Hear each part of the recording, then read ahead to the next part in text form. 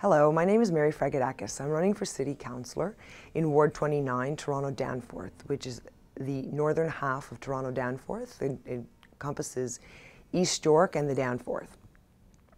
I was born and raised, and I still live in this community.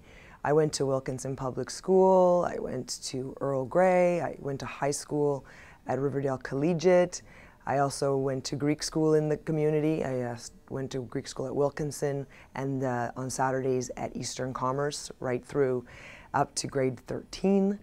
I've also studied at university. I have a bachelor's degree in political science and history, and then I did my master's degree as well at the University of Toronto in political science. And I have my own business now for the last 9 years. I own a business-to-business conference company, and we do events for the marketing, advertising, and media community in Canada and the US. And for the last decade, I have been working on issues surrounding the environment in the East End.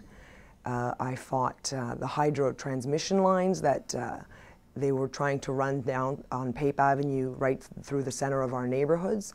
I did that with Peter Tabbins, who is the Member of Provincial Parliament for Toronto Danforth. I had also worked on a campaign to stop the Portland's Energy Centre from coming to the waterfront in our community.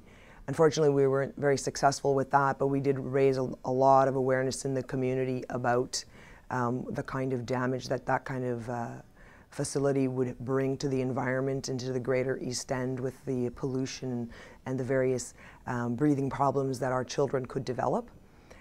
I have also been working with at-risk youth for the last 4 years in the East End. I co-founded a charitable group with another gentleman in the East End that essentially provides subsidized programming to low-income families. We started out in April of 2007, and we were essentially running a summer camp, and we did it for 10 children in the first year. And now we're in our third home, and we run year-round programming for 60 children. So it's fabulous. And some of the kids, because we cover age groups between 5 to 12, so some of our graduates from our programs are now coming back and helping us with a mentoring program. The group is called the Broadview Community Youth Group. It's a wonderful organization. Our new home is at the Danforth Baptist Church on the Danforth. It's this church whose congregation has diminished over the last few years, and they really were looking for somebody to occupy their space, and it's actually a very happy situation that we were looking for space and they had the space to provide it to us. I also attend church in the ward. I grew up in St. Irene's Church, but I also attend Metamorphosis Church as well, so I attend those services, and our priests are very good. And I've also been working with another group to stop big box retails coming into our communities. Because I am a small business owner, I understand that the struggles that small businesses face. So when smart centers were trying to come in, I was part of the group that organized against that, because it would be extremely detrimental to our small businesses in the greater East End for such an operation to come into the neighborhood. On the political front, I am for the last 7.5 months running a campaign to represent my community at City Council, and issues that are of great importance to me are the environment, public transit, and maintaining the city services that we desperately need. People have told me, as I've knocked on hundreds of doors over the summer and spoken with many of you, that what we need for the young families and the seniors in East York are services, that are close to us and user-friendly. So one of the things that I'm doing is running a coordinated campaign with the public school trustee, Kathy Dandy. She and I are looking at the excess space that the province has said some of our schools have, and instead of selling off this public space, Kathy and I believe that we could really utilize this space for other services, like senior services, like nutrition programs, like children's mental health services and other things as well in their health promotion.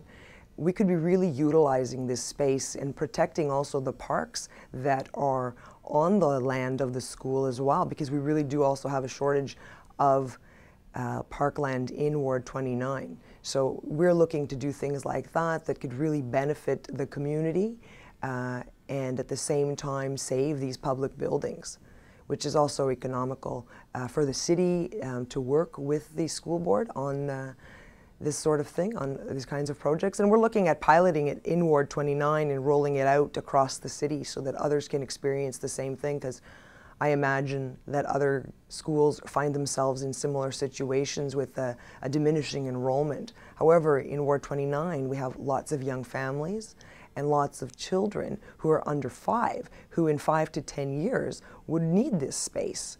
So essentially, it's very short-sighted thinking for, a quick gain. But what are we going to do in 5 to 10 years? We're going to need those schools again. On the environmental front, which is a passion of mine, and I have been, like I said, working on this front for many years, I think we need more parks.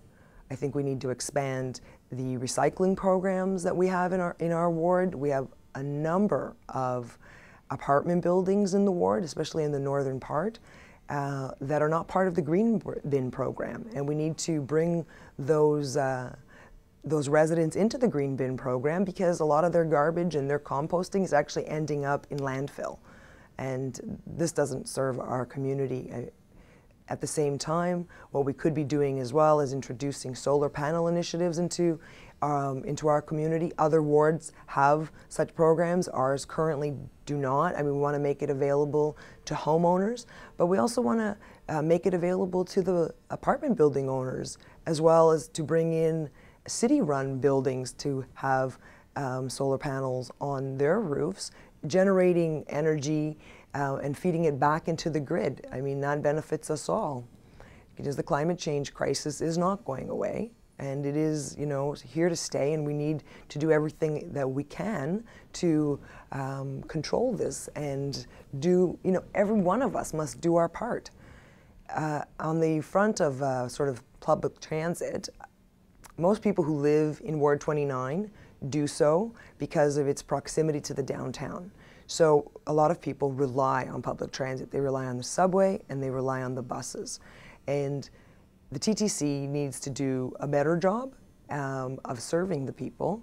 So certainly there's much to be done on this front, and they've made some headway on this front with their Consumer Panel Advisory Committee. They've introduced station managers into the stations, and they're working with the public more and more in terms of communicating about delays and other things that are going on in our communities and communicating with residents.